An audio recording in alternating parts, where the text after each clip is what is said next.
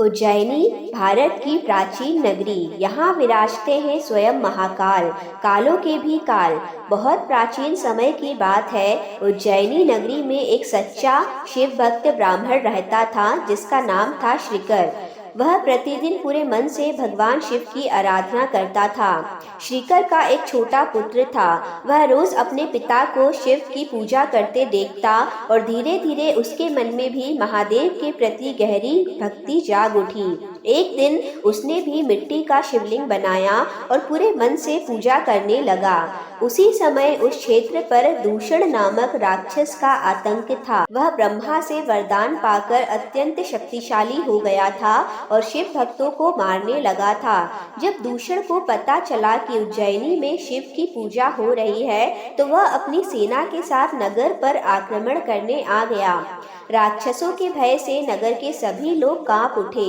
श्रीकर, उनका पुत्र और अन्य भक्त भगवान शिव से रक्षा की प्रार्थना करने लगे।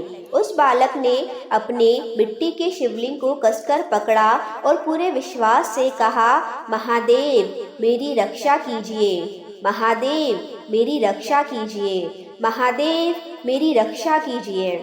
तभी धरती फट गई और उस शिवलिंग से भयानक रूप में भगवान शिव प्रकट हुए। उनका रूप था महाकाल, जिनके लिए न समय का बंधन है न मृत्यु का भय। महाकाल ने दूषण राक्षस और उसकी पूरी सेना का संहार कर दिया। राक्षस का वध करने के बाद भगवान शिव ने भक्तों से कहा, मैं यहीं इसी रूप में सदा निवास करूंगा और अपने भक्तों की रक्षा करूंगा। यहीं पर भगवान शिव स्वयंभू ज्योतिर्लिंग के रूप में स्थापित हो गए।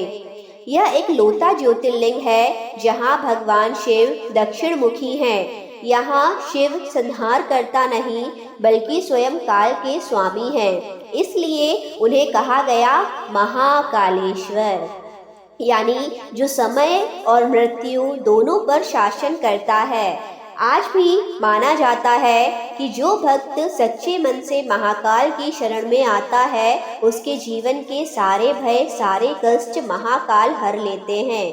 महाकाल केवल देव नहीं, वो भरोसा है, वो सुरक्षा है, वो अंत भी है और अनंत भी है।